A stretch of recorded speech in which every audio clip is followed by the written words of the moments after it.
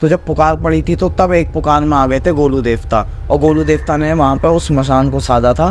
तो आपने सुना भी होगा बेताल घाट, अगर आप कभी जाओगे एक्सपीरियंस करने तो वहाँ पे जो पुल है ना वो खिसका हुआ पूरा, ये आज भी वो खिसका हुआ है, लेकिन वो आज तक गिरा नहीं। तो जब वो बच्चा मर जाता है तो वो मसान योनि को प्राप्त होता है। ये बालक रूप में होते हैं, तो इनकी दिक्कत ये होती है कोई भी देवी देवता इनको रोक नहीं पाते हैं। पितरों के पूजन के लिए भी काफ़ी लोग कहते हैं कि पितरों की पूजा नहीं करनी चाहिए, मतलब एक तरीके से आप प्रेत की पूजा कर रहे हो। भूत पूजन या पितर हमारे माता पिता ही हैं या हमारे दादा दादी हैं, हमारे कुल से निकले हुए हैं। तो अगर उनकी पूजा करने में हमें इतना ही व्यवधान पैदा हो रहा है, इतना ही हमारा मन नहीं कर रहा, तो हम उनके द्वारा दिए हुए धन को या उनके द्वारा दी हुई प्रॉपर्टी को हम क्यों रख लेते हैं।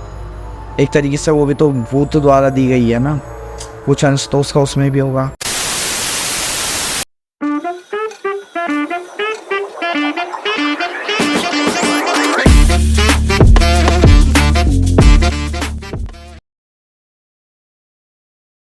नमस्कार, स्वागत है आप सबका मिस्टिकल टॉक्स के एक और नए एपिसोड में। और मैं आशा करता हूँ आप सब बहुत ही अच्छे होंगे।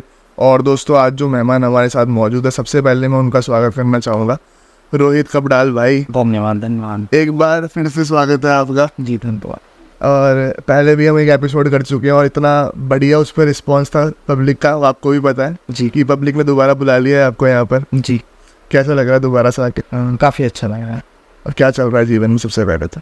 अभी वही थोड़ी पूजा पाठ चल रही हैं, थोड़ी साधनाएँ चल रही हैं, और बाकी थोड़ा स्टडीज़ में भी अपना फोकस है, क्योंकि लास्ट फाइनल ईयर है अभी एडवोकेट का।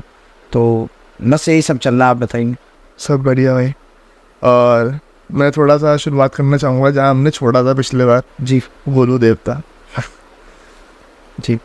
तो गोलू देवता के ऊपर हमने पिछली बार बहुत गहराई से चर्चा हुई थी, बहुत मज़ा आया था। आपने जैसे जैसे पूरा बताया था, हर किसी का हमें कमेंट भी देख रहा था। तो गोलू देवता से ही हमारे ऊपर काफ़ी सारे कमेंट्स आए थे उसी वीडियो के ऊपर, उसी पॉडकास्ट के ऊपर। तो वहीं से जनता की सुनते हुए मैं शुरू करूँगा। लोगों ने पूछा कि गोलू देवता के साथ और कौन कौन सी शक्तियाँ चलती हैं। जी। लाइक एक जिक्र आया था गंगनाथ देवता। जी। तो इनके ऊपर मैं आपसे जानना चाहूँगा, थोड़ा आप बताओ। जी ज़रूर। जो हमारे गोलू देवता महाराज हैं वो उत्तराखंड के न्याय के देवता हैं।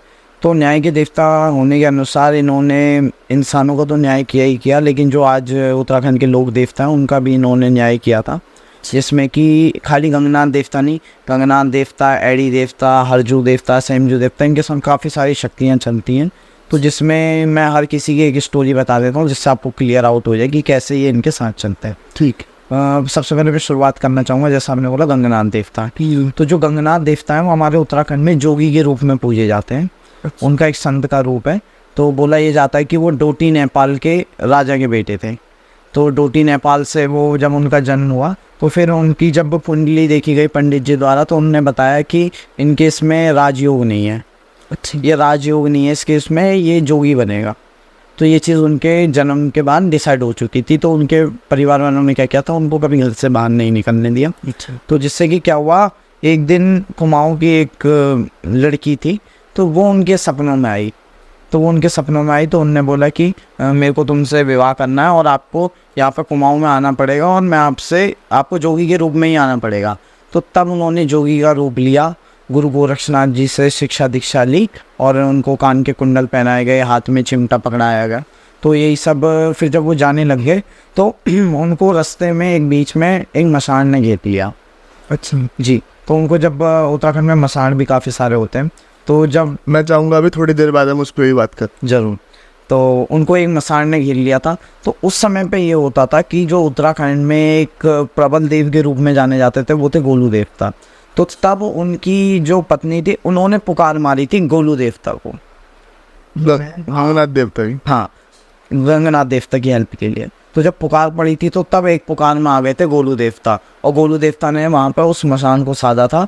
तो तब से जाके गंगनाथ देवता ने ये बोला कि अब से मैं तुम्हारे साथ ही चलूँगा, और मैं आपको एज अपना बड़े भाई के रूप में जानूंगा, जिसको हमारे वहाँ पे दादू बोला जाता है। दादू मीन्स बड़ा भाई। गोलू देवता को। तो जब भी गोलू देवता आते तो उनको दादू कह के उनका मतलब सम्मान करते हैं, उनको संबोधित करते हैं। तो फिर ऐसे उनका ये हुआ। तो फिर ये गंगनाथ देवता ऐसे इनके साथ चलने लग गए। अब इसके आगे अगर हम आए एडी देवता, तो एडी देवता का ये बोला जाता है कि एडी देवता एक ऐसे राजा थे, बयानधुरा में इनका स्थान बोला जाता है। तो ये ऐसे राजा थे जिनके पास ऐसे ऐसे बाण थे, ऐसे ऐसे धनुष थे, जो कि मतलब असीमित शक्तियों के साथ आते थे कि अगर इनका एक बाण चल जाए तो अच्छे अच्छे बंदे ढेर हो जाते थे। तो इनके पास मतलब काफ़ी ज़्यादा शक्तियाँ होती थी। तो हुआ क्या कि इनका युद्ध हो गया मुग़लों से। तो जब इनका मुग़लों के साथ युद्ध होने लगा तो जो एडी देवता के साथ के जो इनके साथी थे, सेनापति कह लो आप, वो रण छोड़ के भाग गए थे। अच्छा। तो वो रण छोड़ के जब भाग गए थे वहाँ से, तो एडी देवता वहाँ पर अकेले पड़ गए थे। तब उन्हें लगा कि आज मेरी हार निश्चित, आज मेरे को हारने से कोई नहीं रोक सकता। तो तब इन्होंने अपने गुरु गोरक्षनाथ जी को याद किया कि हे बाबा गोरक्षनाथ, मेरी मदद कीजिए और मैं नहीं हारना चाहता हूँ, मैं इन मुग़लों को अपनी सीमा में नहीं घुसने देना चाहता।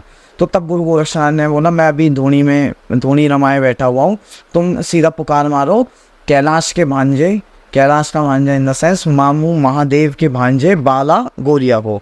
तो जैसे उनने बोला कि अगर होगे तुम, मतलब कैलाश के भांजे अगर होगे तुम अपने मामा के असली भांजे, तो मेरी पुकार पर तुरंत आओगे। तो तब बोला जाता है गोलू देवता बिजली की भी रफ्तार से तेज, क्योंकि जब उनके मामू की उनको कसम दी जाती है, दुआई दी जाती है, तो उनमें ऐसी आग निकलती है कि बोला जाता है उनके आँख खून से लाल हो जाती हैं। उनके पूरे मतलब कमर में से ऐसा मतलब रोंगटे खड़े हो जाते हैं, उनके खून आँख से लाल हो जाते हैं। और बिजली की रफ्तार से वो अपना घोड़ा लेते हुए सीधा वहाँ पहुँचे, पूरे मुग़ल की सेना को वहाँ पे अकेले साथ दिया।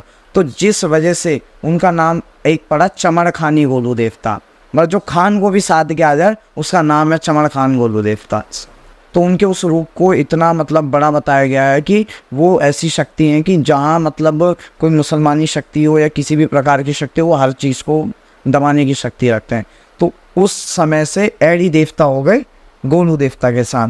फिर बात आती है मामू हरजू की और सैमजू की। तो जैसे कि मैंने बताया था आपको पिछले भी पॉडकास्ट में कि ये पंचनाम देवताओं की जो बहन थी कालिंगा, उनके ये पुत्र थे।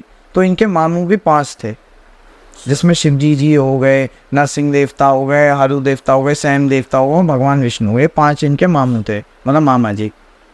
तो हुआ ये कि जो किसके मामू थे? गोलू देवता गोलू देवता जी।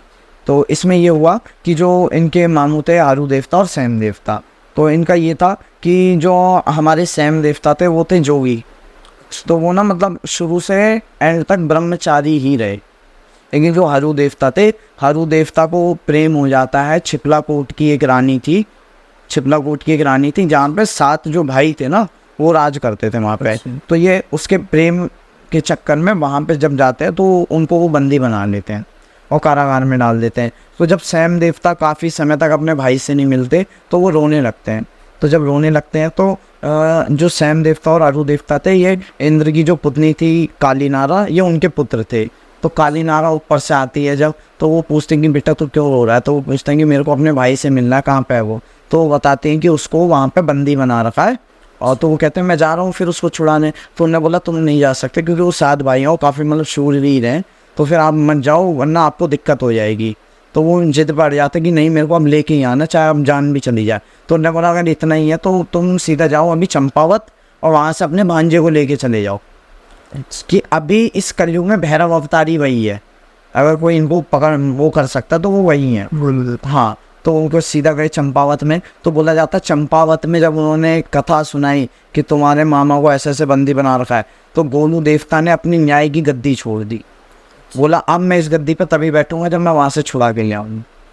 तो बोला जाता है गोलू देवता ने अपना जोगी का रूप बनाया, जिसमें उनकी लंबी लंबी जटाएं, कान में कुंडल, ठीक है, हाथ में चिमटा और पूरी संतों वाला रूप लेके सीधा गए जोशीमठ में। तो जोशीमठ में गए तो उनको कहीं भिक्षा नहीं मिली।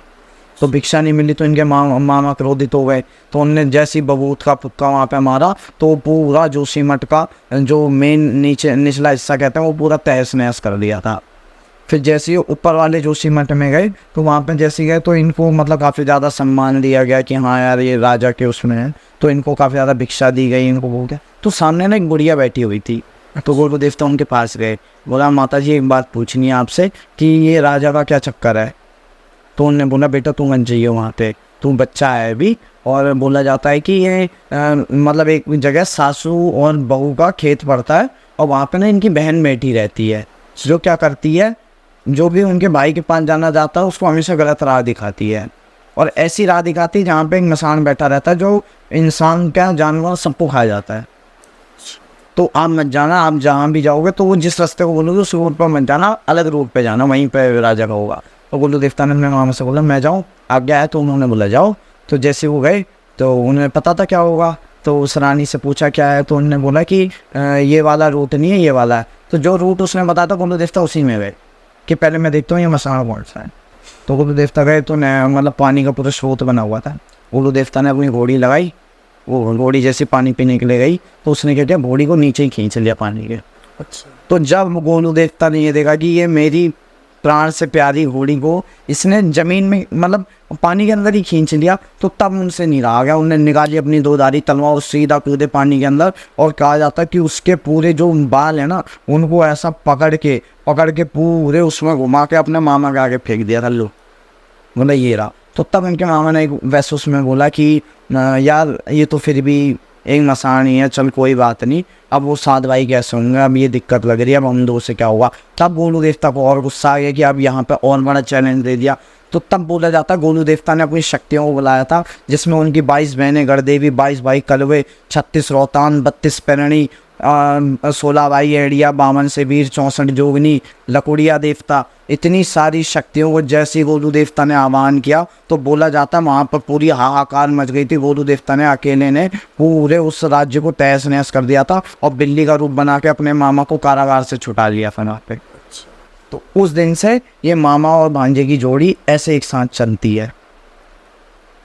तो यही सारी शक्तियाँ हैं, और भी कई सारी ऐसी शक्तियाँ जो गोलू देवता के साथ चलती हैं। जैसे कि एक मैं बताना चाहूँगा, ये आपको पता भी होगा कि एक नकुआ बुबू करके पूजे जाते हैं उत्तराखंड में, जो कि पहले नक्कू मसान के नाम से जाने जाते थे। वो एक टाइप के मसान ही थे। जैसा आपने सुना होगा पिथौरागढ़ से आप ऊपर जाओगे बेताल घाट नाम की एक जगह पड़ती है। तो बोला जाता है कि एक स्त्री थी, पतिव्रता स्त्री थी वो। तो फिर क्या हुआ था, जैसे ही वो मतलब गर्भवती हुई तो उसी के घर वालों ने उस पर एक ऐसा इल्ज़ाम लगाया कि ये पुत्र तेरा नहीं है, ये किसी की नाजायज़ औलाद है। तो ये चीज़ देख के उसको इतना दुख हुआ तो उसने क्या किया, उसने मरने का डिसीजन बना लिया। और वहाँ पे जो बेताल घाट की पूरी वो थी, तो उसने क्या किया, उसने अपने पुत्र को वो दे दी, कसम दे दी कि अब कुछ भी हो जाए तू तब तक मत मानियो जब तक मेरे उसका मतलब मेरे को हक नहीं मिल जाता अपने उसका। और वो सीधा ये बोल के न उसमें कूद गई पानी के स्रोत में। तो जैसे वो वहाँ पर कूदी तो पानी के उधर कूदते ही उसके बच्चे का हो गया वहाँ पे जन्म। अच्छा। और दोनों वहाँ पे मर गए। तो बोला जाता है ना जब बच्चा मरता है तो फिर मसान का रूप लेता है, क्योंकि वो शुद्ध आत्मा होती है, उसने कोई पाप तो किए नहीं होता है। तो जैसे वो मसान का रूप लेता है तो बोला जाता है कि वहाँ पे जो कोई भी चाहे जानवर जाए कुछ जाए वो सीधा अंदर ले जाता था, खा जाता था। तो एक बुढ़िया थे, उसके मतलब क्या कहते हैं, बोला जाता है उसके बेटे जो थे ना वो बकरी वगैरह चलाने जाते थे। तो बकरी वगैरह जैसी चलाने जाते थे तो वो क्या करता था, सीधा लिया उनको खा गया। तो बुढ़िया को गुस्सा आ गया। तो बुढ़िया ने क्या किया कि जो हमारे वहाँ दराती बोला जाता है ना जिससे घास काटते हैं, तो वो लेके वो पहुँच गई वहाँ पे बेताल घाट में कि अब तू आ, तेरे को मैं बताऊँगी, छोड़ दे मेरे बच्चों को। तो वो देख के हंसता है, बोला बुढ़िया तू एक काम कर, तू तो बुढ़िया हो गई है, तू किसी और को भेज, तेरे बच्चों को मैं नहीं कर रहा कुछ, तू किसी और को भेज, मैं उसको खाऊंगा। अगर होगी तेरे अंदर किसी में दम तो आजा मेरे को पकड़वा ले और इनको छुड़वा ले। तो वो जाती है। तो उस टाइम पर कत्यूरी देवता भी मतलब राजपाट करते थे। तो वो जाती है मतलब धामदेव के पास कि आप आ जाओ। तो वो बोलते हैं कि मैं ऐसे नहीं आ सकता, मेरा राजपाट है। तो हर किसी ने अपना अपना रीज़न दिया। तो जब वो हर जगह से हार गई तो वो रोते रोते मतलब चंपावत को रास्ता मतलब जाने लग जाती है। तो रास्ते में लोग उससे रोकते हैं, बोलते कहाँ जा रहे हो। तो वो कहती है कि अब न्याय के देवता के पास ही जाना पड़ेगा, वही कुछ करेंगे। तो उन्होंने बोला चंपावत तो बहुत दूर है, आप एक काम करो, यहाँ पर बगल में चमर खान का मंदिर है, तो आप यहीं पे पुकार मार दो। वो तो पुकार पे आ जाता है। तो सीधा वहाँ पे गए। तो उन्होंने बोला अगर होगा सच्ची माँ का पूत तो यहाँ पे आके मेरे बच्चों को तो छुड़ा के ले जाइयो। तो इतना बोलते ही गोलू देवता ने सीधा अपने भाइयों को आदेश दिया, बोला इसलिए कौन है, इसके क्या रिपोर्ट है, मेरे को पूरी वो चाहिए कि ये कहाँ से पैदा हुआ, क्या इसका मोटिव है। तो जब उन्हें पता लगा ना कि इसके साथ भी गलत हुआ और ऐसा ऐसा हुआ जिस वजह से ये चीज़ें हुई है, तो वो गई, दोबारा गए। तो बाहर जाते ही उनने उसको चैलेंज किया कि बाहर आ, मेरे को बच्चे वापस करवा उनके और युद्ध करवाना। तो बोलते हैं कि 3 दिन 3 रात इनका पानी के बाहर युद्ध हुआ, 3 दिन 3 रात इनका पानी के अंदर युद्ध हुआ। तो जब इनका इतना घमासान युद्ध हुआ तो एट द एंड क्या होता है कि गोलू देवता को भूख के कारण ना वो बेहोश हो जाते हैं। तो भूख के कारण वो नीचे ही बेहोश हो जाते हैं। तो तैसे उनकी जो माता थी कालिंगा, तो वो स्वर्ण के रथ में आती है और उनको जो उनका बोला जाता भैंसादारी दूध उनको पिलाया जाता। तो जैसे वो पिलाया जाता फिर से वो अपने वापस पावर में आ जाते हैं और निकालते हैं अपनी 2 धारी तलवार जैसी चलाने जाते हैं। तो उनकी माता बोलती है कि ये जो जिसको तुम मारने जा रहे हो ये कोई गलत वो नहीं है, ये तो अपनी माता का बस फर्ज निभा रहा है जो उसने बोला था। तो इसको कुछ करो मत, इसको बंदी बना के ले आओ और इससे मतलब जो भी इससे पूछ लो इसको क्या चाहिए और वो करके इसको भेज दो। तो बोला जाता तब गोलू देवता ने आवाज़ मारी थी 22 भाई कलवे देवताओं को। तो उस जब सारे आते तो सब उन्हें पकड़ के और अपना राजमहल में इकट्ठा करते हैं। तब गोलू देवता बोलते हैं कि आज से मैं तेरे को बेताल घाट सौंपता हूँ। बेताल घाट में आज से तेरी पूजा होगी और तू वहाँ पे नक्कू बुबू के नाम से जानेगा। बुबू हमारा उसमें दादा को बोला जाता है। अच्छा। तो वो मतलब बच्चों का ऐसा ग्रैंड पेरेंट्स की तरह तू जाना जाएगा और तेरे को काम ये करना होगा कि तू वहाँ के लोगों की रक्षा करेगा, वहाँ के जो दुधारू पशु पक्षी हैं ये सब है इनकी तू रक्षा करेगा वहाँ पे, और ये क्षेत्र मैंने तेरे को दे दिया। तो आपने सुना भी होगा बेताल घाट अगर आप कभी जाओगे एक्सपीरियंस करने तो वहाँ पे जो पुल है ना वो खिसका हुआ पूरा, वो ज़मीन से हटा हुआ है। तो बोला जाता है जब उसका निर्माण हो रहा था तो गांव के लोगों ने बोला था कि आप पहले उनसे परमिशन ले लो, उनकी पूजा पाठ कर दो, देन आप इसको चालू करो। तो बोला जाता है जैसे वो चालू हो वो खिसक गया था पूरा। तो देन जब उनकी पूजा की आज भी वो खिसका हुआ है लेकिन वो आज तक गिरा नहीं। अच्छा जी। तो उनकी इतनी पावर है तो वो भी मतलब ऐसा बोला जाता है मसान तक तो गोलू देवता के साथ चलते हैं, और जहाँ गोलू देवता चलते हैं वहाँ मसान रहेगा ही रहेगा। उनके पीछे ये सारी शक्तियाँ चलती ही चलती हैं। जैसे अभी मसान की बात हो रही थी, थोड़ा मसान के कॉन्सेप्ट को समझाओ आप सही से। तो मसान किसे कहते हैं, क्या होता है? ठीक है, मसान का ऐसा बोला जाता है ना कि जैसे कोई भी बच्चा होता है, नवजात शिशु ले लो या फिर कोई भी बच्चा जो जस्ट पैदा हुआ है, जैसे आप भी जानते हो अच्छे और बुरे कर्म बंदे एक समय के बाद ही कर पाता है और बचपने में उसका कोई कर्म गिना ही नहीं जाता। तो जब वो बच्चा मर जाता है तो वो मसान योनि को प्राप्त होता है। ठीक है, वो मसान योनि को प्राप्त होता है जिसको कई लोग कच्चा कलवा भी बोल देते हैं। आपने सुना होगा कच्चे कलवे को सिद्ध कर लेते हैं कि किसी की डेड बॉडी उठाई उसके ऊपर मतलब अपना आसन वगैरह लगा के उसको सिद्ध करके फिर उस बच्चे की आत्मा को कच्चा कलवा बना के उससे काम करवाते हैं। आप इसकी पावर का अंदाज़ा इससे लगा लो, ये बालक रूप में होते हैं। ठीक है, ये बालक रूप में होते हैं तो इनकी दिक्कत ये होती है कोई भी देवी देवता इनको रोक नहीं पाते हैं। अच्छा। कोई भी देवी देवता इनको रोक नहीं पाते। इसका रीज़न ये है कि कोई भी चीज़ है ना तो वो अपने लेवल की चीज़ों को देखती है। फॉर एग्ज़ाम्पल बड़ी शक्तियाँ हैं जैसे हनुमान जी हैं, तो हनुमान जी जैसी देखेंगे हाँ कोई बच्चा आ रहा है, या माता देखेंगे कोई बच्चा आ रहा है सामने से, तो इनकी इस चीज़ के चक्कर में ये मंदिरों तक में घुस सकते हैं, और जिसका इन्हें आहित करना हो ये मंदिरों तक में घुस सकते हैं। और मतलब अगर इनको आदेश कर दिया जाए, क्योंकि होते ही बच्चे हैं तो इनको किसी चीज़ का लड्डू का भोग दे के लालच में इनसे ऐसे ऐसे काम करवाए जाते हैं। अब इनकी काट कैसे होती है, इनकी काट करते हैं बाबा बटुक भैरव, क्योंकि बाबा बटुक भैरव भैरव बाबा के ही बाल स्वरूप हैं। तो बाल स्वरूप होने के कारण इनकी काट उसी से होती है। और दूसरी चीज़ होती है बाबा बालकनाथ। बाबा बालकनाथ जो हिमाचल में पूजे जाते हैं वो भी बाल रूप में ही है। तो इनकी चीज़ मतलब हर चीज़ का ना एक विधि विधान है, क्योंकि ऐसी शक्ति हैं जो खुद बाल स्वरूप में है, इसलिए इनको रोकने के लिए बाल स्वरूप की चीज़ें आगे आती हैं। जी, इसलिए मोस्टली तांत्रिक लोग इनका यूज़ करते हैं किसी का भी मारण करने के लिए या किसी को भी तंग करने के लिए, क्योंकि ये शक्तियाँ ऐसी होती हैं, ये बाल स्वरूप में होती हैं, इनको बस मीठे का भोग देते ही ये अपना कार्य चालू कर देती है। आपने कोई ऐसा किस्सा कभी सुना हो, कभी देखा हो अपने आंखों के सामने मसान से जुड़ा? मसान से जुड़ा मतलब अगर आप उत्तराखंड की बात करें तो उत्तराखंड में मसान तो होते हैं, और बोला जाता है ये मोस्टली बच्चों पे ही लगते हैं। अच्छा। क्योंकि ये खुद बच्चे वाली आत्मा होती है ना, तो ये अट्रैक्ट भी बच्चों से ही होते हैं। बच्चे लगभग 14-15 साल तक, 14-15 साल तक कह लो, या जो छोटे बच्चे भी मतलब फॉर एग्जांपल जो न्यू बॉर्न बेबी है ना, तो उनको हम कहीं पहाड़ों से लेके जा रहे हैं और किसी ने कुछ जोर से बोल दिया या वो डर गए, तो उस टाइम पर मसान उन पर चिपक जाता है। तो मसान जब उन पर चिपक जाता है तो फिर बोला ऐसा जाता है कि बच्चे रोना चालू कर देते हैं, खाना वाना बंद कर देते हैं। तो उस समय पे हमारे उसमें क्या बोला जाता है कि मसान को जो उसका भोग लगता है, चावल हो गया और काली मास की दाल, जिसे उड़द की दाल बोला जाता है। उड़द की दाल आपको लग रहा होगा सात्विक है, लेकिन उड़द की दाल को तंत्र शास्त्र में तामसिक माना गया है। हाँ, तो वो मतलब सात्विक हो के भी तामसिक है, तो वो उसी को उसको घुमा के कि ये लो अपना भोग लो और इसको यहाँ से छोड़ दो। तो ऐसे ऐसे करके ये चीज़ें होती हैं उत्तराखंड। अच्छा भाई, ऐसे अभी हम देवताओं पे करें, थोड़ा मैं चाहूँगा हम देवियों पे भी बात करें। जी। तो अभी कुछ समय पहले ही नंदाष्टमी गई है जी। थोड़ा नंदा देवी के ऊपर आप बताओ। मैं ये बताना चाहूँगा कि जो नंदा देवी हैं वो मेरे ही नैनीहाल की देवी हैं, मतलब मेरी मम्मी की कुल देवी हैं माँ नंदा। तो माँ नंदा को बोला जाता है कि वो शिव की अर्धांगिनी है, जिनको नंदा माता बोला जाता है हमारे वहाँ पे। और नंदा माता क्या है, हमारे उत्तराखंड में गढ़ हो चाहे कुमाऊं हो, दोनों साइड में उनको बेटी के रूप में पूजा जाता है। अच्छा जी। तो हमारे वहाँ पे वो भी निकलते हैं नंदा राजजात, जिसमें कि क्या होता है कि 12 साल में एक बार उनका 4 सिंग वाला भेड़ पैदा होता है, जिसे हम बोलते हैं चौसिंग या खाड़ू। तो 12 साल में एक बार पैदा होता है 4 सिंग वाला भेड़।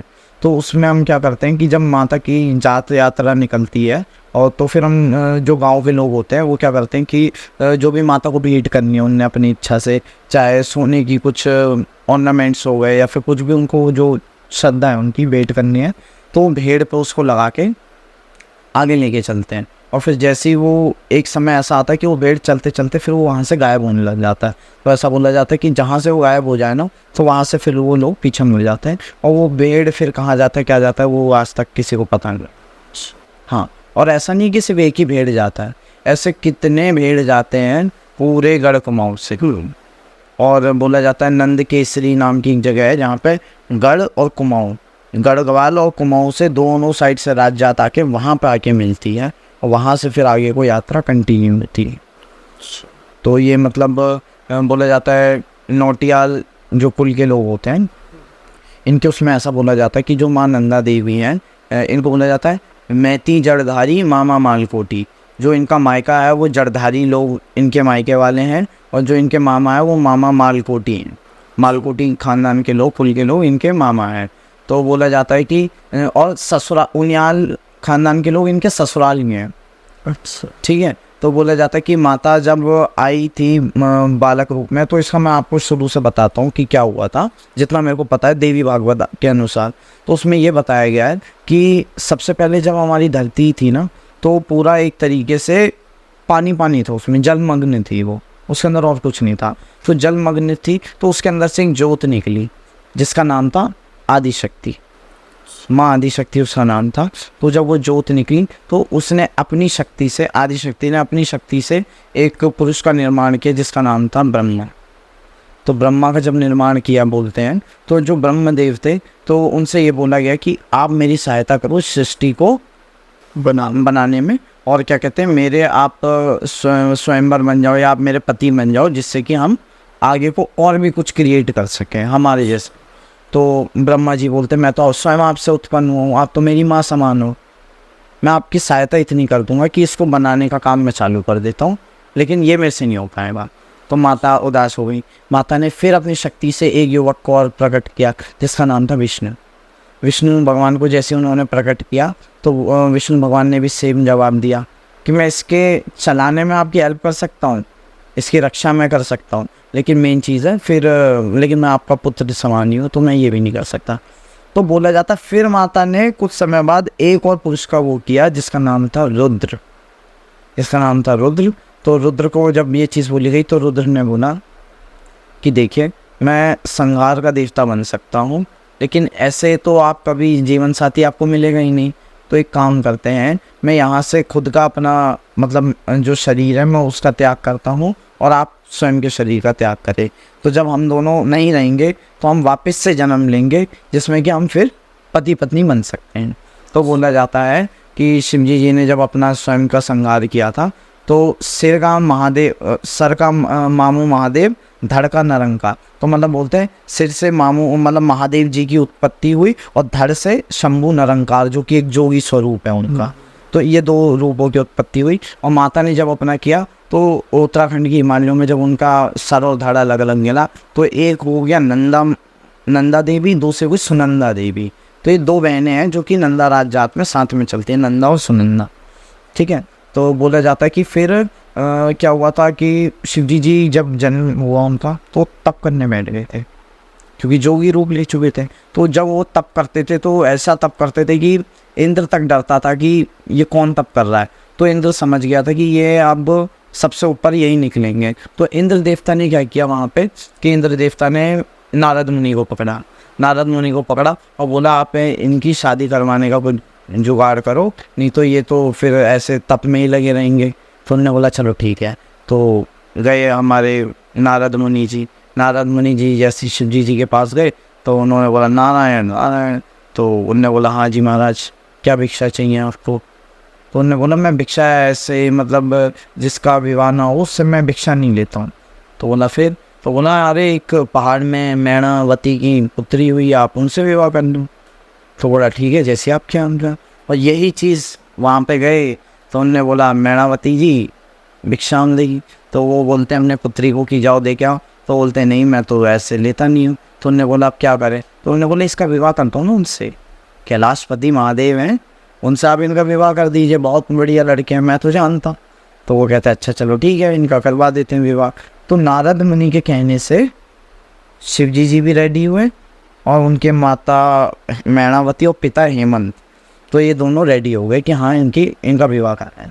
तो बोला जाता है जब शिवजी जी का विवाह हो रहा था तो आगे से आते हैं विष्णु भगवान। तो विष्णु भगवान जब आते हैं तो उनको देख के पूरी बारात मतलब चकाचौंध हो जाती है कि ये क्या यही दूल्हा है क्या। तो बोलते नहीं दूल्हा ये नहीं है, दूल्हा आ रहा है पीछे से। तो वो कहते यार जब इसके बाराती इतने सुंदर हैं, इंद्रदेव हो गए, अग्निदेव हो गए और वरुण देव हो गए, विष्णु देव हो गए, तो कहते थे जब इसके बाराती इतने सुंदर है वो कितना सुंदर है ना फिर। तो बोला चलो। तो जैसे ही शिवजी जी आते हैं औगण बागंबरी पूरे मतलब शरीर में भभूत की राख लपेटे हुए, नरमंडों की माला पहने हुए और पूरा सांप लपेटे हुए, बिच्छुओं के उनके कान के कुंडल और बाघ का छाला पूरा पहने हुए कमर में अपने लपेटे हुए, उनके स्वरूप को देख के मैणावती डर के मारे बेहोश हो गई और उन्होंने बोल दिया कि मैं अब इससे विवाह नहीं करूँगी। तो तब नारद मुनि जी ने समझाया कि प्रभु अपना असली रूप लेके आइए, जिसको हम बोलते हैं कर्पूर गौरम करुणावतारम, मतलब वो महादेव जो कपूर के समान गोरे हैं। तो तब महादेव जी ने जब अपना असली रूप लिया था जिसमें वो कपूर के समान गोरे थे एकदम, जो उनका असल रूप था, जोगी वाला नहीं असल रूप था, तो उसको देख के तब सब बोलते कि हाँ ये इनका असल रूप है, इनसे की जा सकती है शादी। तो जब उनकी शादी होती है तो बोला जाता है कि माँ नंदा फिर हमारे यहाँ से जब उनकी डोली निकलती है उनको एज अ बेटी के रूप में विदा किया जाता है। तो जो अपने घर से वो निकलती है ना, तो नौटियाल लोगों का जो कुल था उन्होंने इनकी इतनी सेवा करी, तो तब उन्हें माता ने ये वचन दिया था, ये वरदान दिया था कि वैसे मेरा मायका तो जरदारी है, जरदारी लोग मेरे मायके वाले हैं, लेकिन आज से मेरे मायके की उपाधि आपको भी जाएगी कि नौटियाल वाले लोग भी मेरे मायके वाले माने जाएंगे, क्योंकि आप लोगों ने मेरी बेटी की तरह ही सेवा करी है।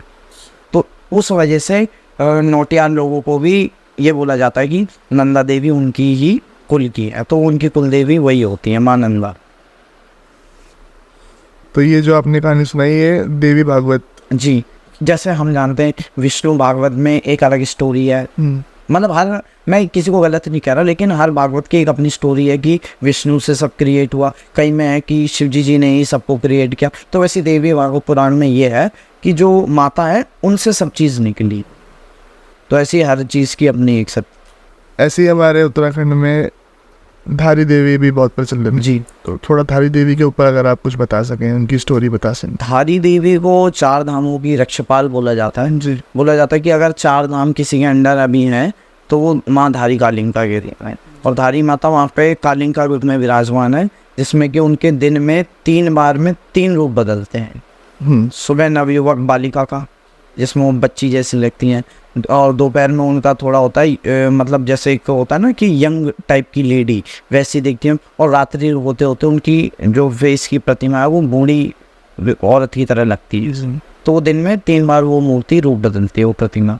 तो बोला जाता है कि जो धारी कालिंका थी ना, इनके मतलब काफ़ी सारे इनके भाई थे, तो फिर इनके भाइयों का ऐसा था कि जब धारी माता का जन्म हुआ तो बोला जाता है कि पंडितों ने बोल दिया था कि ये अपने मतलब कुल के लिए सही नहीं रहेगी, अपने कुल के लिए सही नहीं रहेगी। तो जिससे क्या होने लगा, एक आप तुक्का कह लो या कुछ भी कह लो, उनके भाइयों की मृत्यु होने लग गई।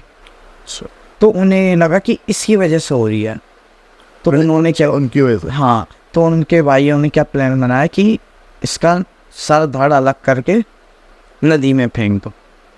तो उनको सर धड़ अलग करके जब उनको नदी में फेंका गया तो बोला जाता है धारी कालिंगा का जो सर था वो बहता बहता बहता हुआ जब आया तो एक व्यक्ति खड़ा था वहाँ के, तो उनने देखा, उनको लगा कि वो बच्ची डूब रही है। तो फिर जैसे वो जाते हैं मतलब उसको बचाने के लिए, वो देखते कि ये तो सर ही सर है। तो सब माता के मुंह से आवाज़ निकलती है कि तू डर मत, तुझे मैं कुछ होने नहीं दूंगी, तो जैसे जैसे आएगा रास्ता अपने आप बन जाएगा, तो बस मेरे को यहाँ पर कहीं स्थापित करते। तो माता का सर वहाँ पे स्थापित हो गया और तब से लेके आज तक माता 4 धामों की रक्षपाल के वहाँ पे रूप में है। जैसे आपको पता होगा केदारनाथ आपदा आई थी 2013 में, जिसमें कि ये बोला जा रहा था कि एक डैम का प्रोजेक्ट जो था वो लॉन्च किया गया था, जिसमें कि ये बोला गया था कि डैम की वजह से ना पानी जो डैम बनता तो फ्लो रोकना पड़ता है, तो जिससे क्या हो रहा था कि मंदिर के अंदर तक पानी आ रहा था। तो गवर्नमेंट का ये कहना था कि इसको हम उठा के दूसरी जगह स्थापित कर देते हैं। तो वहाँ के लोकल लोगों ने मना किया था कि माता की प्रतिमा से ऐसे छेड़छाड़ मत कीजिए क्योंकि ये स्वयं सिद्ध है। लेकिन जब वहाँ पे छेड़छाड़ करी तो सुबह वो और शाम को वहाँ पे बादल फट गया पूरा, मतलब हाहाकार मच गया, और वैसी डिज़ास्टर आज तक अभी हुआ नहीं है।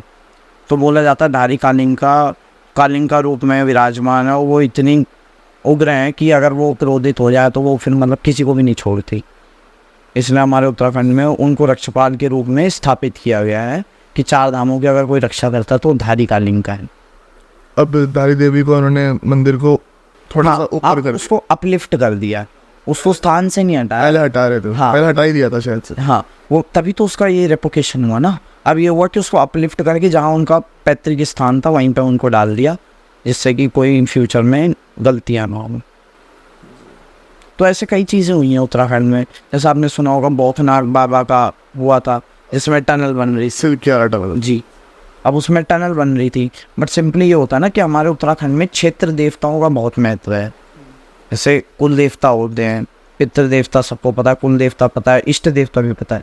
एक होते ग्राम देवता, क्षेत्र देवता, जिनके अंडर वो पूरा क्षेत्र आता है, जिनकी भूमि पर आप रह रहे होते हो। इसलिए वहाँ पर कुछ भी कार्य होता है ना तो पहले उनसे परमिशन मांगी जाती है, उनकी पूजा पाठ करी जाती है, उनकी पूजा अर्चना की जाती है, तब जाके आप कुछ भी काम शुरू कर सकते हो। तो फिर ऐसा होता है कि जब आप बिना परमिशन के कुछ करते हो तो देवता वहाँ पे नाराज़ हो जाते हैं। तो वहाँ पे जब टनल वगैरह बनाई गई तो आपने देखा कि उतने मजदूर लोग वहाँ फंस गए। तो कितनी मतलब टेक्नोलॉजी को लाया गया कि कुछ बचाया जा सके, बट वहाँ पर कुछ भी काम नहीं हुआ। लेकिन जब बौखनाग बाबा किसी के शरीर में आया तब उन्होंने बोला था कि ये मेरा यहाँ पे दोष है और इसको मैं 4 दिन में करूँगा, और एक भी व्यक्ति नहीं मरे हूँ।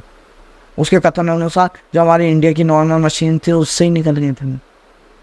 और तो जो अमेरिका से संशोधन करने भी आए थे, जो हेल्प आउट करने भी आए थे, तो उनने भी वो चीज़ों को एक्सपीरियंस किया कि ये वाकई में उनके लिए मिरेकल से कम नहीं था, क्योंकि उनने ऐसा एक्सपीरियंस अपनी ज़िंदगी में कभी नहीं किया था। और फिर वो एक वो भी आई थी ना लास्ट, जिस दिन उनको निकाला जा रहा था उस दिन वहाँ पर चट्टान के ऊपर वो शिव जी की प्रतिमा बनने लगी थी। अब जी, पानी से जी, और उन्होंने पूजा भी करी थी।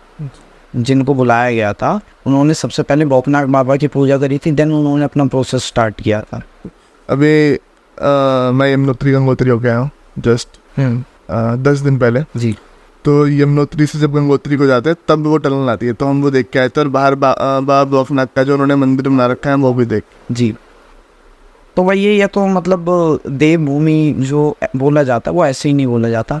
देवता वहाँ पे साक्षात निवास करते हैं, और मतलब देवभूमि इसीलिए बोला जाता है क्योंकि उनका प्रत्यक्ष प्रमाण वो खुद दे देते हैं। वो किसी को मांगने की आवश्यकता नहीं है, वो समय आने पे वो प्रत्यक्ष प्रमाण खुद दे देते हैं, और वो कभी भी किसी का नुकसान नहीं करता है। बस ये है कि हमें भी उनके नियमों का पालन करना चाहिए, हमें भी खुद की मन मर्जी से कुछ भी ऐसा नहीं करना चाहिए। अच्छा भाई, ऐसे हम काफ़ी जगहों पे देखते हैं पितरों का पूजन होता है जी। तो पितरों के पूजन के लिए भी काफ़ी लोग कहते हैं कि पितरों की पूजा नहीं करनी चाहिए, कि वो मतलब एक तरीके से आप प्रेत की पूजा कर रहे हो, भूत पूजन के अंदर। तो इस पर क्या कहना चाहोगे आप? इस पर मेरा क्लियर सा एक ही मत है कि पितृ कौन होते हैं? आप ही के माता पिता होते हैं, आप ही के बूढ़े दादा दादी होते हैं, और तो कोई पितृ नहीं होते। पितृ वही होते हैं जो आपके ख़ानदान से ही निकले हों। ठीक है जी। अब पितृ पूजा से क्या समझते हैं कि पितृ पूजा है क्या?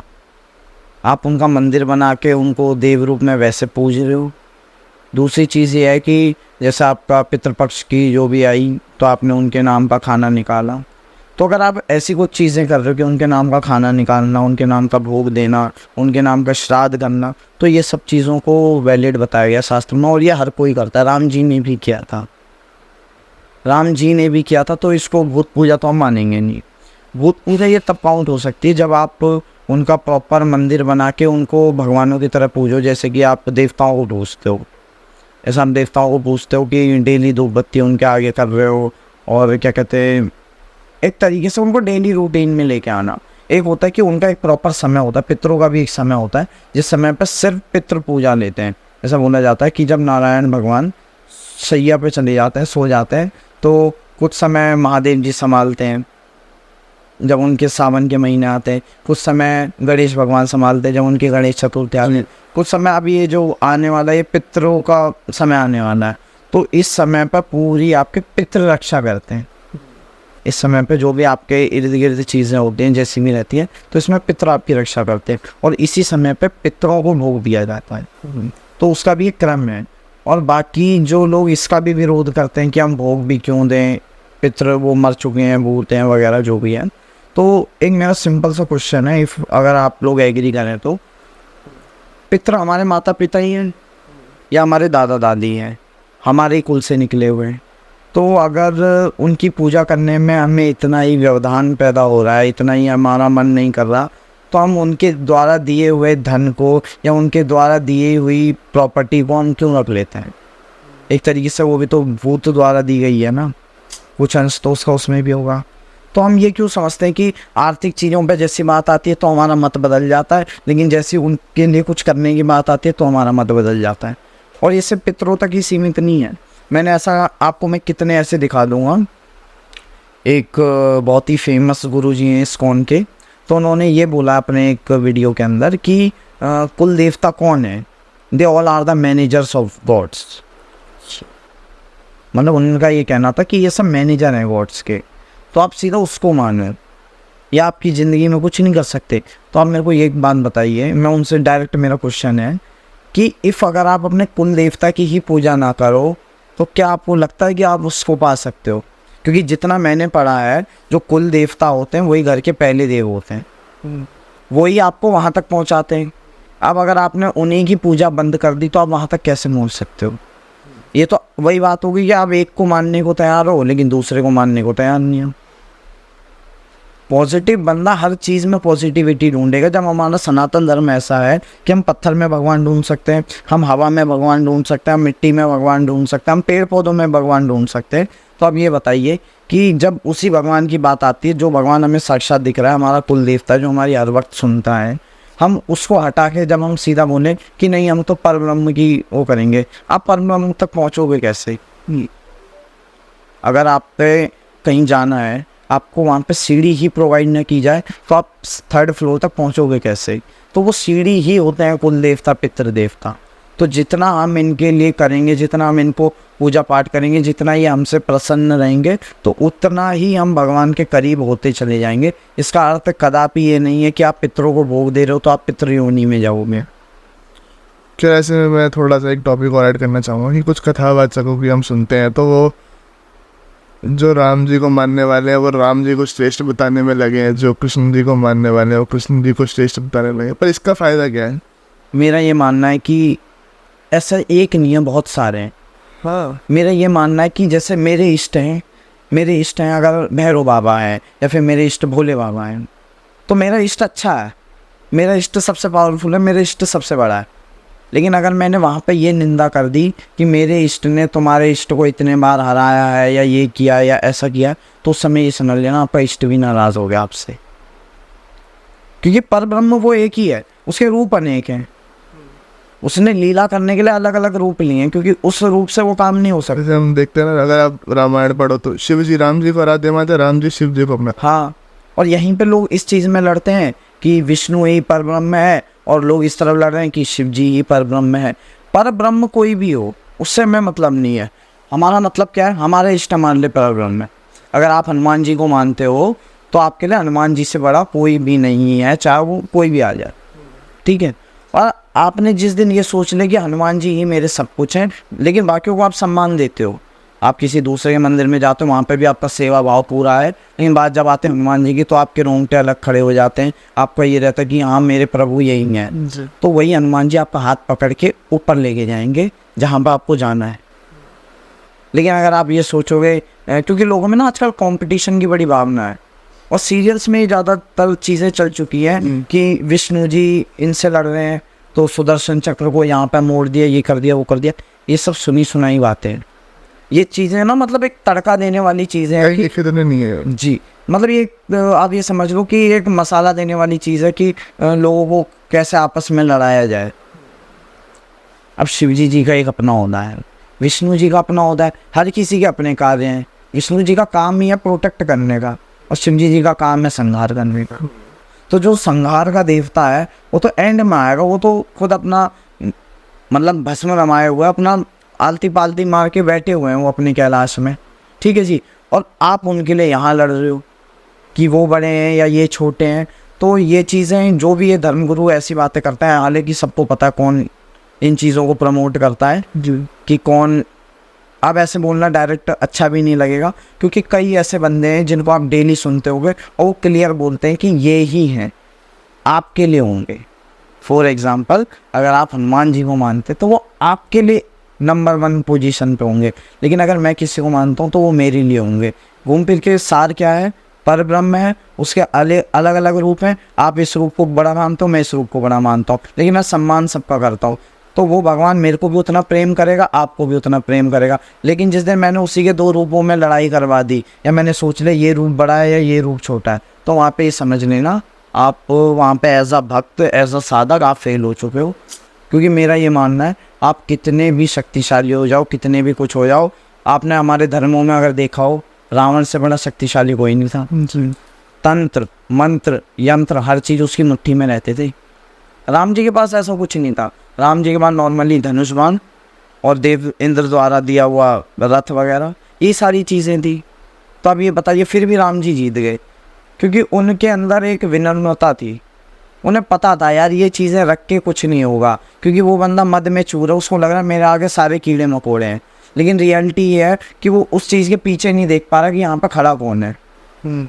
तो सीधी बात है, ज्ञानी को आप समझा सकते हो, अज्ञानी को भी समझाया जा सकता है, लेकिन जो अभिमानी व्यक्ति होता है उसको कोई भी नहीं समझा सकता। इसलिए अगर आपके आसपास ऐसे लोग हैं जो खुद ही के अभिमान में चोर है, जिनको लगता है कि हमने जो बोल दिया वही सत्य है, या हम जिसको मानते हैं इससे बड़ा कोई नहीं है, तो आप उससे हाथ जोड़ के दूर हो जाइए।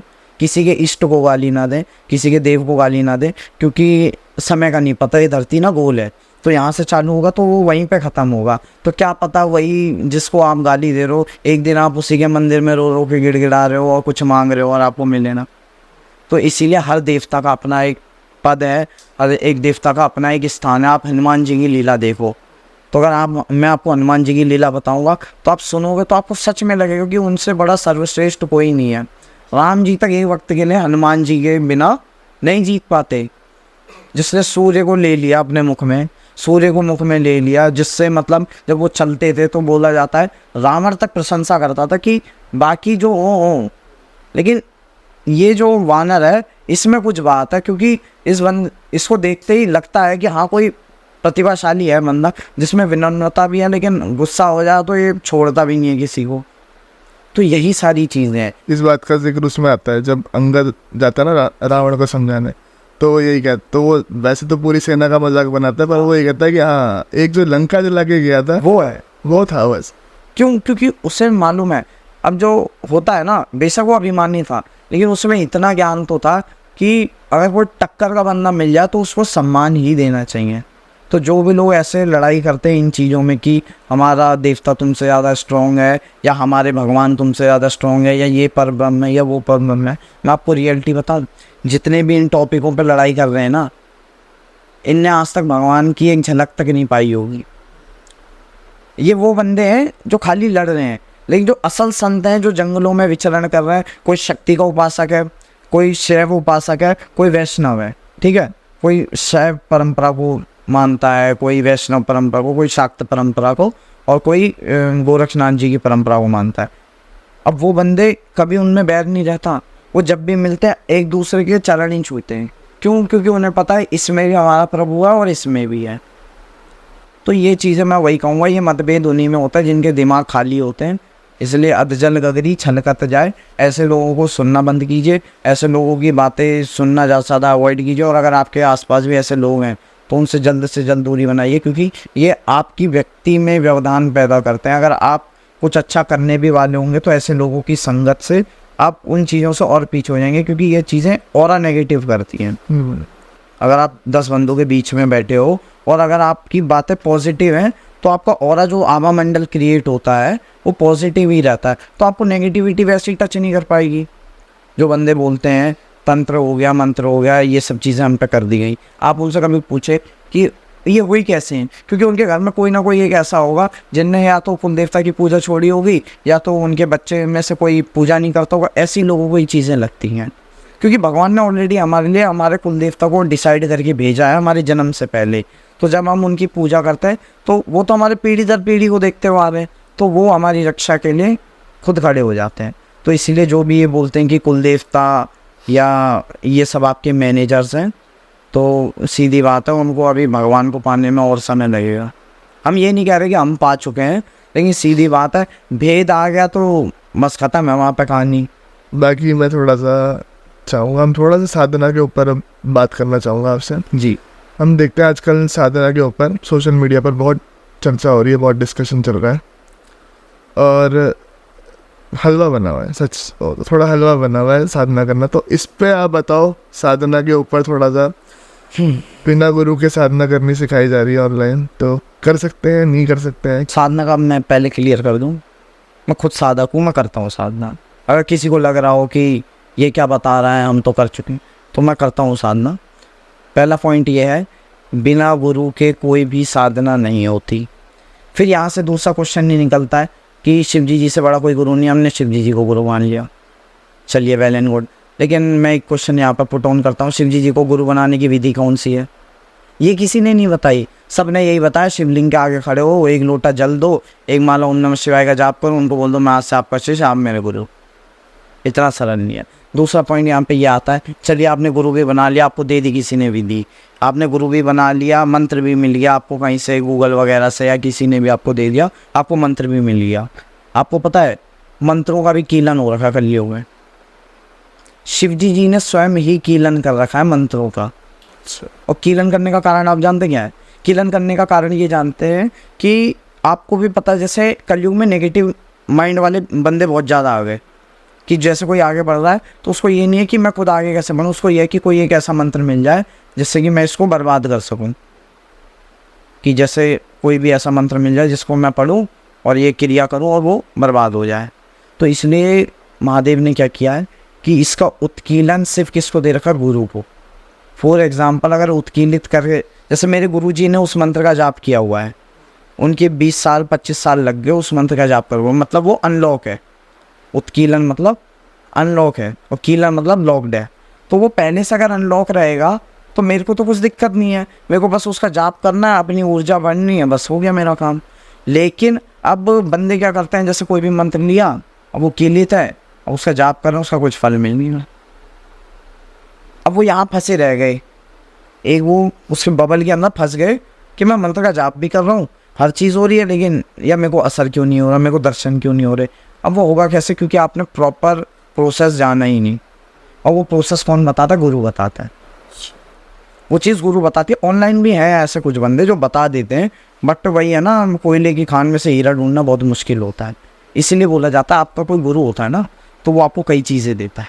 फॉर एग्जाम्पल गुरु को क्या बोला जाता है? गुरु को बोला जाता है तत्व। जैसे आपने सुना होगा इसको, गुरुर ब्रह्मा गुरुर विष्णु गुरुर देवो महेश्वरा गुरुर साक्षात पर ब्रह्मा तस्मै श्री गुरुवे नमः। तो गुरु को बोला गया कि वो पर ब्रह्म है। जैसे गुरु है ना जो, वो एक तत्व है, तत्व है, तो वो क्या करता है? सीधा आपको भगवान से कनेक्ट कर देता, तो इसलिए उसकी भी उपाधि पर ब्रह्म की ही है। तो गुरु का क्या होता है कि गुरु ने ऑलरेडी एक्सपीरियंस ले रखा है अपनी ज़िंदगी खपा के, तो वो आपको अच्छे से गाइड कर सकता है। फॉर एग्जांपल अगर आपके पापा ने कार चलानी सीख रखी है तो वो आपको इजीली सिखा देंगे और आप 15 दिन में सीख जाओगे। अगर आपके पापा ने 6 महीने लगाए होंगे उस गाड़ी को सीखने में, आप 15 दिन में सीख गए। कैसे सीख गए? क्योंकि एक्सपीरियंस वाला बंदा आपके साथ पहले से था। जी। अब वही चीज़ आप यूट्यूब पे देखो कि हाँ क्लच ये ऐसे है, अब चलाओ, तो आपका 10 बार एक्सीडेंट होगा, 10 बार आपकी गाड़ी ठुकेगी, तब जाके अगर फिर भी आप एक्टिव रहे माइंड से, आप में सीखने की चाह रही, तो जाके शायद आप 6-7 महीने के अंदर उस चीज़ को कर लो। लेकिन फिर भी आपको अगर कोई एक टीचर रहेगा जो आपको सिखाने वाला होगा, 1-2 महीने में सीख जाओगे।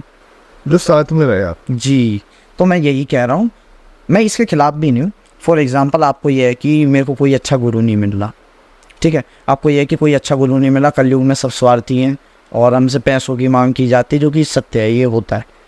तो इस ऑप्शन में मैं आपको यही बोलूँगा, आप शिव को गुरु मानो, ठीक है, शिव को गुरु मानो, लेकिन साथ में कोई एक ऐसा एक्सपीरियंस बंदा ज़रूर रखो जिसने कभी वो चीज़ें करी हुई हैं जो आपको एटलीस्ट गाइड कर सके। फॉर एग्ज़ाम्पल ऐसे मतलब लोग मैंने देखे हैं जो बिगिनर साधक हैं, लेकिन मंत्र उन्होंने ले लिए फायर एलिमेंट के।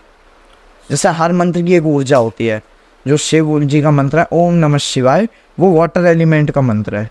मतलब उसको जब आप जपते हो ना, तो जो आपके अगल बगल की नेगेटिव एनर्जी होती है उनको वो जल्दी विजिबल नहीं होती, क्योंकि वो शांत सा हो रहता है। लेकिन जहाँ पे बात आ गई फायर एलिमेंट, फॉर एग्ज़ाम्पल आपने कोई बीज मंत्र उठा लिया माँ काली का, या नमाण मंत्र उठा लिया, तो इनमें इतनी ऊर्जा होती है कि दूर से नेगेटिविटी इनको देख लेती हैं। जैसे आग अगर कहीं पर लगी हो तो दूर से विजिबल हो जाती है। तो ये ऐसी चीज़ें होती कि नेगेटिविटी जब इनको दूर से कैप्चर करना चालू कर देती है ना, तो यहाँ पे दिक्कत ऐसी आती है कि अगर आपने अपना आसन बंधन नहीं किया है, शरीर बंधन नहीं किया, तो आपको डेफिनेटली दिक्कत आएगी। क्योंकि ये एक तरीके से ऐसा हो जाएगा कि आप दुश्मन को अपने घर में बुला रहे हो और आपने कुंडी भी नहीं लगा रखी, गेट खुला छोड़ा, बस ये है कि भगवान मेरे साथ है, महादेव जी मेरे साथ है, वो मेरी रक्षा करेंगे। कैसे करेंगे? महादेव जी तो स्वयं बोल रहे हैं ना कि गुरु से बड़ा कोई नहीं है। तभी तो महादेव जी ने गुरु गोरक्षनाथ जी का वो क्यों लिया था? इसीलिए तो लिया था कि लोगों को ज्ञान दे सकें। तो लोग ये चीज़ों को स्किप कर देते हैं। हाँ, अगर आपके पास ऐसा कोई आपका मित्र है या आपका कोई ऐसा जानने वाला है जिसने वो साधनाएं कर रखी हैं, उसको सिद्ध हो चुकी हैं, उसको मालूम है, उसको इतना एक्सपीरियंस है कि हाँ ऐसा ऐसा ये होता है, तो आप उससे गाइडेंस ले सकते हैं। शिव जी को गुरु मानिए। आपने क्या किया, वहाँ से गुरु बनाया महादेव को, यहाँ से आपने ली गाइडेंस, तो क्या होगा, दोनों चीज़ हो गई मिक्स, ठीक है। आपके शिव जी गुरु के रूप में भी आ गए और आपने जो गाइडेंस ली थी, जो उसने अपने जीवन में किया था, वो चीज़ आप फॉलो करके, मैं ये नहीं कह सकता कि जो गुरु शिष्य परंपरा से निकला हो आप उससे आगे निकल जाओगे, नहीं, थोड़ा टाइम लगेगा, बट हाँ डेफिनेटली आप उस बबल से तो बाहर आ जाओगे कि जिसमें आप मेहनत करे जा रहे हो लेकिन कुछ मिल नहीं रहा। इसमें वो आप मेहनत कर रहे हो तो डेफिनेटली कुछ मिलेगा, क्योंकि कई चीज़ें ऐसी होती है ना, आसन भी बांधना होता है। फॉर एग्जांपल आपने देखा होगा जो बड़े बड़े संत महात्मा होते हैं जो जंगलों में तप करते हैं, आपने कभी सोचा है जंगलों में शेर भी घूमता है, चीता भी घूमता है, तो वो इतना बेखौफ होकर कैसे करते हैं? क्या उन्हें मौत का डर नहीं होता होगा? वो इसलिए कर लेते हैं क्योंकि कई बंदों का मैंने ऐसा देखा है और मैं खुद वही करता हूँ। हनुमान जी का रक्षा मंत्र लगा लिया या किसी देव का रक्षा मंत्र लगा लिया, तो वो क्या करता है, आसन को पूरा बांध देते हैं, जिससे क्या होता है कि वो देव वहाँ पे उनकी रक्षा के लिए खड़ा हो जाता है।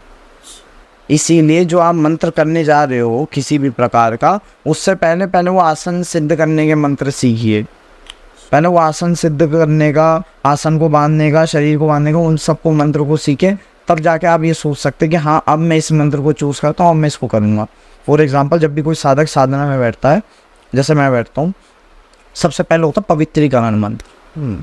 पवित्रीकरण मंत्र से क्या होता है कि फॉर एग्जाम्पल हमें भी नहीं पता हम कितने शुद्ध हैं, तो हाथ में गंगा जल लेके पवित्रीकरण मंत्र बोला जाता है, वो भी मैं आपको बता देता हूँ। ओम अपवित्रो पवित्रो वा सर्वस्थान गतो विवा यह समृत पुंडरीकाक्षम सा भाया भयंतर शुचि ओम पुंडरीकाक्षम पुनातु ओम पुंडरीकाक्षम पुनातु ओम पुंडरीकाक्षम पुनातु माम। ये 3 बार बोल के अपने सर के ऊपर और जो भी आपके अगल बगल मंदिर है उसकी सामग्री उनके ऊपर छिड़का जाता है। इससे हो गया पवित्रीकरण, ये है फर्स्ट स्टेप। सेकंड होता है जहाँ पे आप आसन रखते हो, आसन जहाँ पे धरती माता के ऊपर है, तो धरती माता को भी प्रणाम करना होता है। ओम पृथ्वी तव्या धित्रालोका देवी तुम विष्णुनादिता तुम च धारे माम देवी पवित्रम कुरुचासनम। अपने आसन को पवित्र करना होता है, चारों कोनों में जल रख के उनको प्रणाम करना होता है कि हाँ अब जो भी मैं साधना करने जा रहा हूँ मेरी ये ऊर्जा नीचे ना जाए, मेरी ये ऊर्जा जो भी मैं करूँगा ये आसन में ही बंदी रह जाए। क्योंकि एक होता है ना, हमारी बॉडी ऐसी है, सहस्त्रार चक्र से जब ऊर्जा ओवरफ्लो हो जाती है ना, जैसे ऑरा कैसे बनता है, आपने जाप किया, जाप करते करते जब वो यहाँ से बहने लगता है ना बाहर, ये चोटी का जो ये हिस्सा होता है, जिसे हम शिखा कहते हैं, जब यहाँ से वो बहने लगता है बाहर तो हमारा ऑरा क्रिएट होता है, तो हमारा धीरे धीरे धीरे धीरे करके ऑरा क्रिएट होने लगता है। तो जो कुछ इसलिए बोला जाता है कि आसन ना कभी भी किसी दूसरे व्यक्ति को नहीं देना चाहिए, हमेशा एक आसन होना चाहिए और अपना ही आसन होना चाहिए, ताकि वो जो एनर्जी है वो आज नहीं तो कल जब आप बैठो तो वो यूज़ कर सको आप। तो ये हो गया। सेकंड हो गया, आपने उसका पवित्रीकरण कर दिया आसन का। फिर जब आप उसमें बैठते हो तो उसको प्रणाम करके उसमें जब आप बैठते हैं, फिर उसके बाद लगता है रक्षा मंत्र। रक्षा मंत्र लगने के बाद उसमें सबसे पहले आवाहन होता है गणेश भगवान जी का, विघ्नहर्ता। तो गणेश भगवान के नाम की एक माला करी जाती है। उसके बाद किया जाता है स्वयं शंभुनाथ जी का ओम नमः शिवाय का जाप किया जाता है। उसके बाद अगर आपको कोई गुरु मंत्र मिला गया है तो आप उसका जाप कर सकते हो, ओम गुरुवे नमः का जाप कर सकते हो। देन आपको वो मंत्र करना होता है जो भी आप करना चाह रहे हो। वो मंत्र करने के बाद उसके बाद ये चीज़ आपको हर कोई नहीं बताएगा और ये चीज़ यूट्यूब पे है भी नहीं, बट हाँ जो चीज़ असल ज्ञानी होगा उसको पता होगा कि ये चीज़ सत्य है। जब ये सब हम कर लेते हैं ना, इसके बाद भी हमारी पूजा सफल नहीं हुई, मतलब आपने इतना कर्म कर दिया, इसके बाद भी ये जाप आपका नहीं है। पूछो कैसे? आपने पूरा जाप किया, आप आसन से उठ गए, बाहर आ गए, आपने आसन उठाया, पैक किया, साइड में रख दिया, जाप खत्म। सारी मेहनत जो भी आपने की कराई है सब पे पानी फिर गया। और किस वजह से फिरा? क्योंकि आप में ज्ञान नहीं है, ना आपने लेने की कोशिश करी और गुरु आपने बनाना सही नहीं समझा, ये सोच के कि शिव जी हो रहे हैं। शास्त्रों में ये बोला गया है कि इंद्र को ये वरदान है कि जो कोई भी जाप करके इंद्र को प्रणाम नहीं करता है वो जाप इंद्र चोरी कर लेता है, उसको वरदान है। इसीलिए कई बंदों को देखा हमने बहुत समय से कुछ ना कुछ मंत्र जाप वो करते हैं, लेकिन उनकी जीवन में पता ही नहीं चलता कहाँ से आया कहाँ से गया। तो क्या करना होता है, अपने आसन को हल्का सा उठा के उसमें 2 बूंद मतलब आसन के नीचे जल छोड़ के, ये अनामिका उंगली है ये वाली, इससे टच करके ओम इंद्राय नमः, ओम शक्राय नमः, ओम सचेपते नमः, ये 3 मंत्र बोल के फिर आप उनको प्रणाम करके थोड़ी देर वहीं बैठ के, ताकि जो एक्स्ट्रा एनर्जी है उसको आप एब्जॉर्ब करो, उनको प्रणाम करो कि हे इंद्र देवता, मैंने जो भी आज ये जाप किया है ये पूर्ण रूप से सफल हो और ये जाप मेरे को मेरे जीवन में काम आए और ये मेरा जाप पूर्ण रूप से सिद्ध हो। ऐसी आपको कामना करके फिर धीरे से थोड़ा मेडिटेशन करते हुए फिर उठना। ये है पूरा प्रोसेस। और ये चीज़ें आज तक किसी ने नहीं बताई है। क्यों नहीं बताई? क्योंकि मेन चीज़ है लोग चाहते भी नहीं है कि कोई आगे बढ़ जाए, बस उनको ये चीज़ चाहिए कि हम बोल देंगे बिना गुरु के बन सकता है, तो थोड़ा व्यूवरशिप आ जाएगी। क्योंकि मेनली ना इस टाइम पर लोग शॉर्टकट ढूंढ रहे हैं। लोगों को किसी की सेवा नहीं करनी, किसी गुरु के शरण में नहीं जाना, उसकी सेवा नहीं करनी है। और चलो मैं ये भी मानता हूँ कि कलयुग का टाइम है, हर गुरु अच्छे भी नहीं है, मोस्टली गुरु लालची भी हैं। बट यार अगर आपको कोई है अच्छा गाइडेंस करने वाला तो गाइडेंस लेने में कोई शर्म नहीं है, आप पूछ सकते हो। क्योंकि अकेले आप जितना सोच रहे हो कि हाँ मैं ये भी कर जाऊँगा वो भी कर जाऊँगा, ये साधना की लाइन इतनी डिफ़िकल्ट है ना कि हर चीज़ का विधान अलग अलग होता चले जाता है। और जो भी ये बंदे बोलते हैं ना कि बिना गुरु के साधना की जा सकती है, आज मैं एक चैलेंज दे रहा हूँ और जो कि ये सत्य है कि अगर बिना गुरु के साधना की जा सकती है तो किसी भी एक बच्चे को भैरव साधना करवा के दिखा दे, हो ही नहीं सकती है। भैरव साधना इतनी उग्र होती है कि वो बिना गुरु के करना मतलब वो समझ लो कि मौत को हाथ में लेने जितना मुश्किल है। हनुमान जी की आप कर सकते हो, दुर्गा माता की भी कर सकते हो, और कई ऐसे बीज मंत्र हैं। और मैं सबको ये बोलूँगा श्रावण मंत्रों को ना उठाएं। श्रावण मंत्रों को तभी उठाएं क्योंकि श्रावण मंत्र तेज काम जरूर करते हैं, लेकिन वो गुरु परंपरा के अंतर्गत ही मिलते हैं। फॉर एग्जाम्पल अगर आप नाथ संप्रदाय से दीक्षित हो तो ही आपको श्रावण मंत्र का इस्तेमाल करना चाहिए, नहीं तो ये क्या करता है कुछ समय बाद ये मंत्र ना आपको तकलीफ देना चालू कर देते क्योंकि उसमें दुहाई दी जाती है। तो जो उस परंपरा से निकला होता है, जो गुरु के मुख से उन्हें मिला होता है, वही कर सकते हैं।